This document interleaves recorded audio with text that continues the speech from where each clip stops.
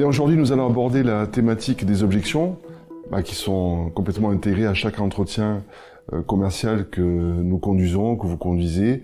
Elles sont à la fois naturelles et généralement bienveillantes. Il est vrai qu'il y a une catégorie spécifique d'objections dites irrationnelles.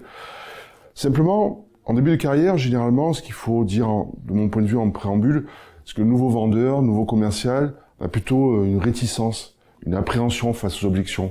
Pourquoi ? Parce qu'on se dit qu'est-ce que le prospect va me sortir, manque de confiance en soi, pas à l'aise, nouveau. Et puis au fil de l'eau, vous l'avez constaté, les choses évoluent. Et effectivement, pour deux raisons. D'une part, parce qu'on est plus en confiance vis-à-vis de son produit, de son service, quand on y croit réellement et qu'effectivement on s'épanouit dans l'entreprise dans laquelle nous sommes, on est content quelque part d'avoir des objections. C'est-à-dire parce qu'elles sont finalement un signe d'intérêt évident et manifeste de vos interlocuteurs. Donc ce signe d'intérêt se traduit surtout par finalement un besoin d'éclaircissement. Quand votre interlocuteur, votre prospect vous demande des précisions, c'est bien parce qu'il a besoin d'éclaircissement. Il s'agit aussi de pouvoir, on peut dire en préambule, de pouvoir aborder de façon complémentaire certains autres points ou pouvoir amplifier et finalement développer sur la thématique sur laquelle effectivement votre prospect a besoin de ces précisions. Donc il faut quand même se rappeler qu'il faut utiliser certaines manières de traiter ces objections. Alors par quoi commence-t-on, Jérémy? Par accueillir l'objection. C'est ça, exactement. On commence par accueillir l'objection. Alors certains organismes de formation préconisent d'ailleurs de respecter 1 ou 2 secondes, c'est-à-dire vraiment pouvoir accueillir. Ça laisse à son interlocuteur le temps de s'exprimer et finalement de pouvoir l'accueillir complètement, c'est-à-dire dans son intégralité.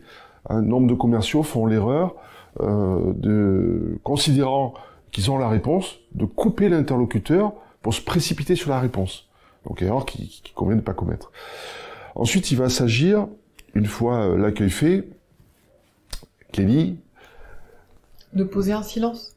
C'est ça, de poser le silence, et puis d'accuser réception. Donc, une fois qu'on a accusé réception, on va faire quoi, Jérémy? On va pouvoir isoler l'objection. Voilà, isoler l'objection, c'est-à-dire être sûr qu'il n'y en a pas d'autres, ou ce qu'on appelle des objections en cascade, notamment on peut le traduire par quoi d'autre. Ensuite, effectivement, il va s'agir de déraciner, de traiter celle-ci et de la faire valider. Alors ça, c'est le process, on va dire, vraiment dans toute sa plénitude. Bon, si on souhaite aller plus vite, de façon raccourcie, il s'agit de se rappeler qu'une objection, déjà, ça s'accepte, pour faire bref. Ça se reformule idéalement sous forme de question. Pourquoi ? Parce qu'une objection, derrière une objection, il y a une véritable question qui est légitime, comme on l'a vu, et puis on va la traiter. C'est le fameux principe, finalement, le fameux principe de l'ART, l'ART. Accepter, reformuler et traiter. Alors il y a une autre alternative, évidemment, qui permet d'aller un petit peu plus vite. J'entends ce que vous dites, mais ne pensez-vous pas que ça a le mérite simplement de redonner la main à son interlocuteur.